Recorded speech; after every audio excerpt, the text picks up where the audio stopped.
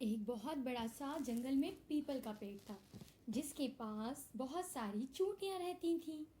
वो सब मिल बांट के काम करती और एक दूसरे की मदद से बहुत सारा खाना जमा करती थी। सारी चूटियों ने सर्दी और बारिश से बचने के लिए बहुत सारा खाना जमा कर लिया। यार, हमने खाना जमा कर लिया, अब तो ये बहुत सारा हो गया है।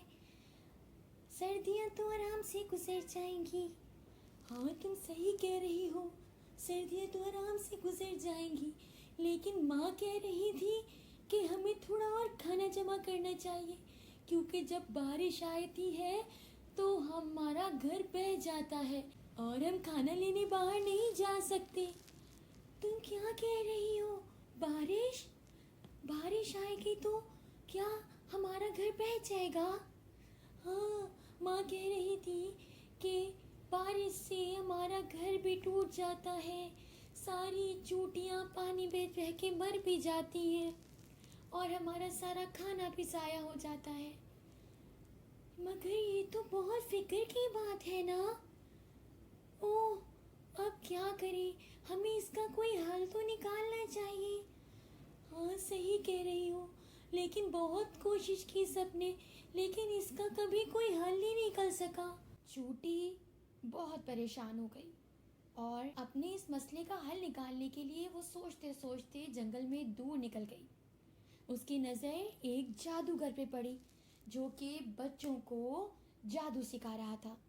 ये कितना अच्छा जादूगर है, ये तो बहुत ज़बरदस्त जादू करता है। लगता है ये मेरे काम आ सकेगा। मैं क्यों ना जादूगर से मदद मांगूं। जैसे ही जादूगर का जादू ख़त्म होता है और वो अपने घर लौटने लगता है तो चूटी फौरन से जादूगर की टोपी पे छलांग लगा देती है। जादूगर उसको नीचे फेंकता है तो फौरन से वो उसके पैर पे बैठ जाती है। जादूगर बोलता है, अरे चूटी, तुम क्या कर रही हो? ये तुम मुसलसल मेरे पीछे क्यों पड़ी हो? तुम्हें मुझसे कोई बात करनी है क्या? हाँ जादूगर, मुझे आपसे बात करनी है।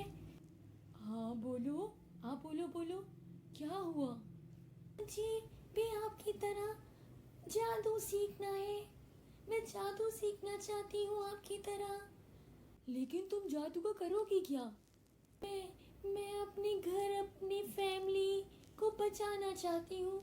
जब बारिश आती है तो हमारा घर डूब जाता है, हमारे घर के बहुत लोग पानी में बह के मर भी जाते हैं। मैं चाहती हूँ कि मैं कोई अच्छा सा जादू सीखूं और अपनी फैमिली को बचा सकूं। ये तो बहुत ज़बरदस्त बात है, तुम्हारी सोच तो बहुत अच्छी है। मैं तुम्हारी यकीनन मदद करूँगा।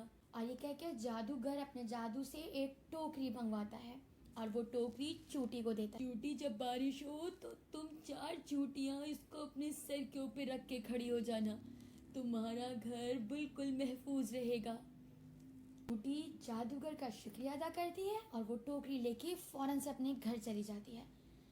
वो जाके बाकी चूटियों को उस टोकरी के बारे में बताती है। अरे यार, तुम कितनी अच्छी हो, तुमने हमारे लिए जादू की टोकरी लेकर आई हो। तुम तो बहुत ही समझदार और बहुत मोहब्बत करती हो हमसे।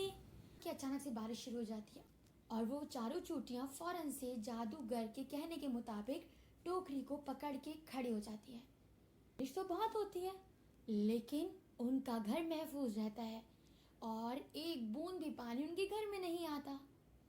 सारी चूटियां बहुत खुश होती हैं और इस तरह चूटी जादुई चूटी बन जाती है।